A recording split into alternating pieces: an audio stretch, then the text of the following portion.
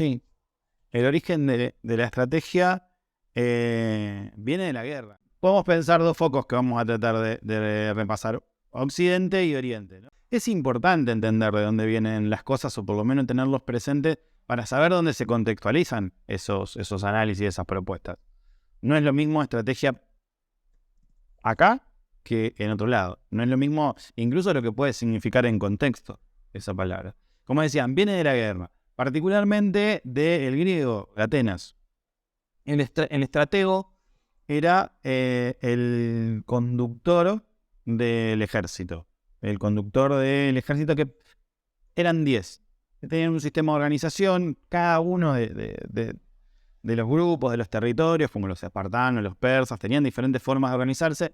Los atenienses tenían a los estrategos, que eran los que conducían el ejército. Armaban una especie de comité. Eran unas 10 personas que se encargaban de tomar las decisiones, en las cuales iba a seguir el ejército. Estas decisiones se llamaban estrategias, ¿no? Y hay una palabra muy parecida a estrategia.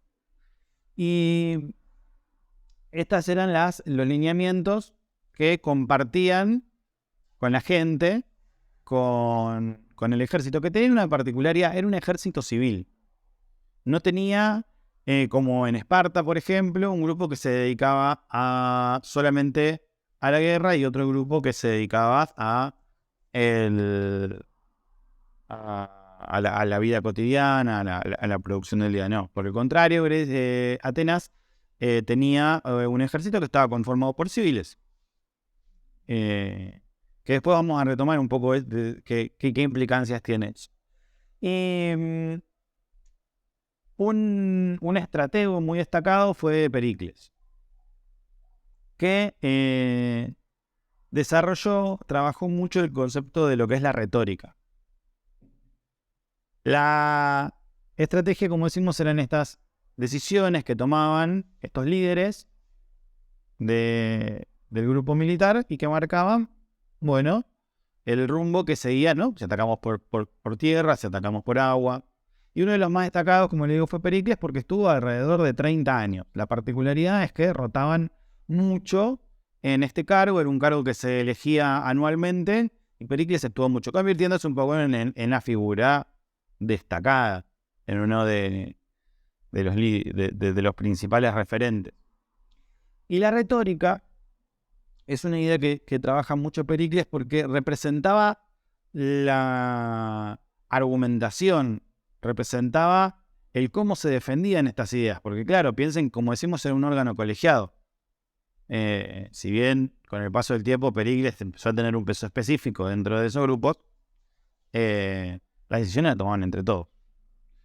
Y la retórica era la forma en la cual argumentaban, defendían el por qué, el para qué, el cuándo realizar una acción. Fíjense que está muy vinculado con el concepto de democracia, porque justamente uno convencía a los demás de las decisiones que se iban a tomar, los persuadía. La retórica servía justamente para la persuasión. Entonces, el origen de la estrategia está muy vinculado no con la orden, no con el decir vos tenés que hacer esto porque tenés que hacer esto. Por el contrario, está muy vinculado con la democracia, está muy vinculado con la persuasión, con el convencimiento del otro de ser parte de esa estrategia. Y yo creo que desde un lugar de entender que es muy difícil, uno puede obligar a alguien a hacer algo cuando tiene el poder, sobre todo en estas situaciones, pero es muy difícil obligarlo a que tenga ganas de hacerlo. Es muy difícil obligarlo a que se motive con esa idea, con ese proyecto. Pericles es un tipo muy inteligente, arma una federación de polis libres que permite que se fortalezcan se fortalezcan los aliados de Atenas, sobre todo en la lucha con los espartanos y con los persas. Ahora, esta idea de estrategia se vincula con la acción colectiva. Estas decisiones eran las que decidían cómo se actuaba colectivamente ante los conflictos que iban surgiendo. Que no es muy distante de lo que pensamos hoy, ¿no? Cuando pensamos en la estrategia de una organización, pensamos en cómo esa estrategia va a tener una representación integral en todas las partes de nuestra organización. Y esta idea de acción colectiva está vinculado con el qué y el cómo. La retórica, el argumento, el fundamento de lo que buscamos hacer se asentaba en esto, ¿no? En el por qué, el para qué, en el objetivo. El objetivo que buscamos alcanzar. Y la idea de estrategia aparece como la implementación de la retórica. Para cumplir con este objetivo, para cumplir con este por qué o con este para qué, planteamos el qué y el cómo. ¿Qué vamos a hacer? En este caso, atacar por tierra, más vinculado al pensamiento estratégico, y el cómo, más vinculado a la planificación estratégica. Bueno, ¿cómo se va a desarrollar eso? Atacamos de día, de noche, hacemos ruido, hacemos silencio, de esa manera. Ahí aparece como una primera implementación en Occidente de lo que es la estrategia. Estoy haciendo un enchastre con el mate, que no sea una idea porque le puse más yerba de lo que debía. Bueno. Ahora bien, en un momento fallaron. Los griegos, que eran muy, muy buenos con un montón de cosas, a mí me genera mucha admiración porque, sobre todo en el arte, tienen cosas fabulosas. Los griegos, que eran muy buenos, fallaron, sobre todo por errores de sus líderes, de sus conductores, y terminaron siendo conquistados por el Imperio Romano. Uno de los grandes referentes del Imperio Romano, que fue cónsul, como uno de los dos líderes que tenía en su momento, era Cicerón. Y él retomaba mucho los fundamentos de la cultura griega, y en eso retoma esta idea de estrategia. Sin embargo, una particularidad: en el latín no existía la palabra estrategia. Se hablaba de estratagema, que está más vinculado con el engaño, está más vinculado con la forma de embaucar, de hacer pensar al otro que uno va para algún lado y hacer lo contrario, y de esa forma terminar sorprendiéndolo. Cuando veamos las 5P de Minsberg, vamos a ver que hay algo que se llama ploys o pautas de acción, que está muy vinculado con eso. Con la ventaja competitiva, si se quiere, con estas ideas, no para pensar, para tirar hilos conductores, pero la palabra estrategia no existía como tal. Si esta idea de estratagema, hay algún concepto que trabaja Cicerón, es el de la prudencia. Uno dice, ¿qué es ser prudente? ¿No? Porque hoy creo yo que le damos otra aplicación nosotros a esa palabra, o el sentido común a veces nos trae una idea muy vinculada a tener cuidado. Ser prudente, tener cuidado, quedarse quieto. Bueno, el concepto en realidad estaba trabajado de otra manera, ¿no? La prudencia, que viene de tiene una etimología vinculada con la palabra frónesis y frénesis, que tiene que ver con cuando alguien está frenético. Bueno, en este caso, cuando alguien está frenético, podría ser.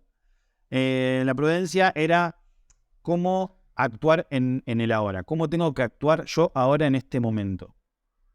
Pensando en el pasado, pensando en las condiciones previas, analizando qué es lo que precede, teniendo en cuenta el futuro, teniendo en cuenta las consecuencias de esas acciones. Bueno, acciono en el ahora. Entonces, justamente la prudencia, este concepto de Cicerón, lo que planteaba era cómo actúo yo ahora teniendo en cuenta el pasado y pensando en el futuro.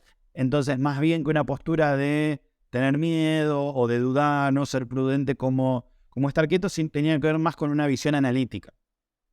de la situación. Ser prudente es hacer un análisis concienzudo de la situación en la que estoy y tomar decisiones en el ahora en función de ese análisis. Esta revisión me parece que a lo que viene es a decir, bueno, no me suena tan lejano a lo que pensamos ahora en cuanto a lo que es una estrategia o a cómo actuar en situaciones en las cuales uno plantea un abordaje estratégico. Y otro concepto que trabaja es el de providencia. Providencia como visión de futuro. Ahora, como le decía, en el Imperio Romano en el latín no estaba esta palabra, la idea de estrategia, y no estuvo por mucho tiempo. No se habla de estrategia aproximadamente por 2000 años en Occidente. No se conceptualiza. Obviamente no quiere decir que eso no suceda. Volvemos a las 5 P de Mintzberg cuando pensamos en patrones, ¿no? La estrategia como un patrón. Bueno, a veces es una estrategia planeada, a veces es una estrategia que la diseñamos previamente y a veces no. Es una estrategia que se desarrolla en el momento y que se desarrolla de forma no planificada, que se concreta a través de la repetición de patrones de conducta que terminan haciendo a nuestra estrategia.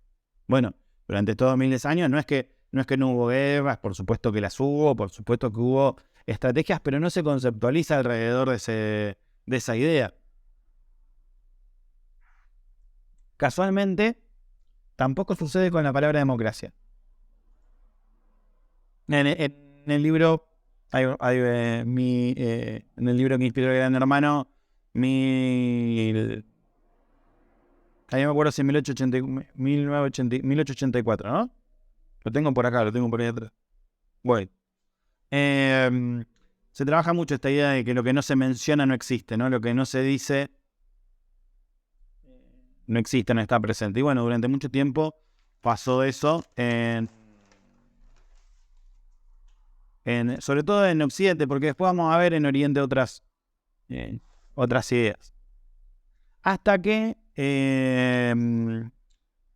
el conde de Giver escribe un tratado, un ensayo sobre la estrategia, año 1700 y pico, 1770 aproximadamente, que sienta un poco las bases impulsa de nuevo la estrategia como un campo de estudio, como un concepto el cual abordar, el cual trabajar, que de hecho termina siendo la base que toma el ejército francés para este trabajo de este conde. Son las bases que toma el ejército francés en el cual se forma Napoleón. Esto casualmente de nuevo vuelve a aparecer la idea de democracia porque sucede en paralelo con la Revolución Francesa. Y justamente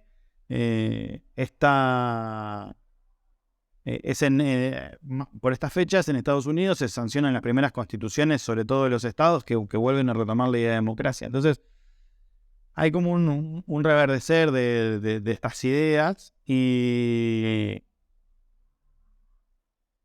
se empieza a generar un nuevo movimiento. Piensen que en el momento en el cual se desarrolla la Revolución Francesa y se conforma la República Francesa, estaba rodeada de monarquías, a las cuales no les caía muy en gracia que esté sucediendo eso a pasitos de sus reinados, porque podía ser la semilla que desate revueltas y revoluciones en el resto de los países de alrededor. De hecho lo fue. Pero la particularidad es que Francia tenía un importantísimo estratega como es Napoleón, que como decíamos se forma en el concepto de estrategia cuando se vuelve a retomar en Occidente, y esta formación también se la profundiza. De hecho, varios autores, incluso vencidos por Napoleón, intentan analizar, intentan conceptualizar cómo cómo es que desplegaba sus ejércitos.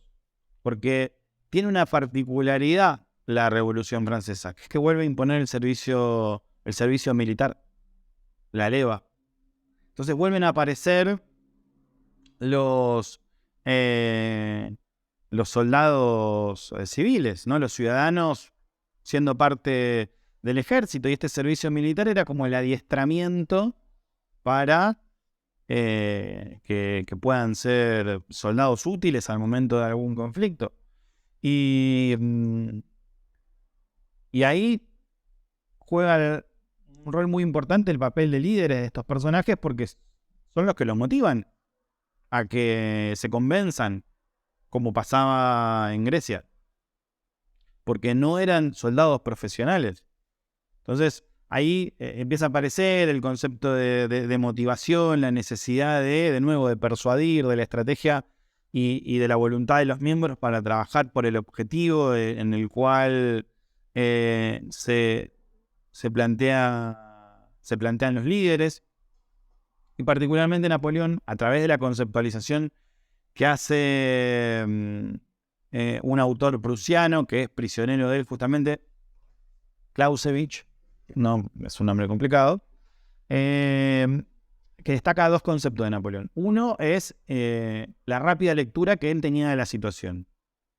Y el otro es la determinación con la que tomaba las acciones. Estas son dos cosas que surgen a través de la formación. El poder hacer una lectura rápida del contexto de lo que está pasando y poder tomar decisiones firmes, claras, concisas, transmisibles, para orientar el accionar. Él destaca estas dos características y esta idea de velocidad es lo que incorpora un poco a este protoconcepto de estrategia, ¿no? Porque todavía es muy, muy rudimentario, todavía está en una etapa muy inicial, basado en la idea de que buscar la sorpresa, buscar el ataque sorpresa, buscar el ataque rápido, que desgastaba menos a las tropas, que permitía que no sea desgastante también tampoco en términos económicos. Sobre todo, por ejemplo, ahí desarrolla la infantería ligera, caballería ligera a los soldados para que puedan ser más rápidos y para que puedan orientarse con esta visión estratégica, que en definitiva era analizar cuáles eran las posibilidades que tenía para enfrentar al enemigo. ¿Dónde están mis ventajas? ¿Dónde están las mejores condiciones que yo puedo generar para poder abordar un contexto en el cual muchas veces podía ser desfavorable? Algo de esto retoman no era Alemania, era Prusia, es una de la transición de Prusia a Alemania. Hay un personaje muy interesante que es Otto von Bismarck, que fue primer ministro alemán, que es un personaje con mucha relevancia en la implementación de políticas. De hecho, está vinculado con el origen de la seguridad social, de empezar a pensar qué pasaba con las personas cuando se jubilan y ya no pueden producir mucho. Hay como un poco dos escuelas en ese sentido, la alemana y la inglesa, pero no viene al caso. Sin embargo, uno de sus ministros de guerra era von Moltke, que fue durante muchos años también, como 30 años, ministro de guerra, viceministro de guerra, como que siempre estaba en el grupito que tomaban las decisiones, por decirlo de alguna manera, y empiezan a trabajar la idea de los planes, de la planificación, para apoyar esta velocidad. Si queremos ser veloces, si queremos ser rápidos, si queremos hacer las cosas, desarrollar la estrategia a cierta velocidad, tenemos que planear, tenemos que ensayar, tenemos que diagramar cómo se va a desarrollar eso para que todos lo puedan saber. Porque sucede algo. estas batallas, estas guerras, estos combates eran cada vez más masivos. Eran cada vez con más personas. Los estrategos griegos estaban al frente del campo de batalla, viendo qué pasaba y gritando ahí en sus alrededores, bueno, vamos para acá, vamos para allá, hagamos esto, hagamos lo otro. Napoleón estaba arriba de la colina, mirando desde ahí qué es lo que pasaba y más como jugando al ajedrez, si se quiere, más en ese personaje. Decían que se ponía a la distancia de una bala de cañón, ¿no? Como para que no le puedan dar un cañonazo. Esa era la distancia que tomaba de un lugar donde pueda haber todo. En cambio, esta nueva organización militar tomaba decisiones en una sala de crisis, en una sala de trabajo, en una sala de planificación. ¿Vieron como las películas cuando... como ahora, como ahora, vieron que el presidente llama a todos los ministros y ahí toman la decisión, qué hacemos, atacamos, no atacamos, ¿no? De estas salas de crisis. Bueno, algo similar. Ahí nace un poco esa práctica, donde empiezan a aparecer objetos más abstractos. Esto está vinculado con el Estado Mayor. Crean el Estado Mayor como el ámbito de formación de los cuadros militares, de los estrategas militares que van a desarrollar y tomar estas decisiones. Entonces, este Estado Mayor es el ámbito donde se planifica, donde se define la estrategia con objetos más abstractos, como le digo, con mapas, con diagramas, con objetos que en definitiva no son la guerra en sí mismo, sino que son los elementos para después replicarlo, porque era la forma que tenían después por medio de los líderes intermedios de ir transmitiendo, hola Daniela, ¿cómo estás? No hay problema, de ir transmitiendo cómo se iba a desarrollar. Y bueno, uno de sus elementos era una de sus prácticas destacadas en esto de las guerras relámpago,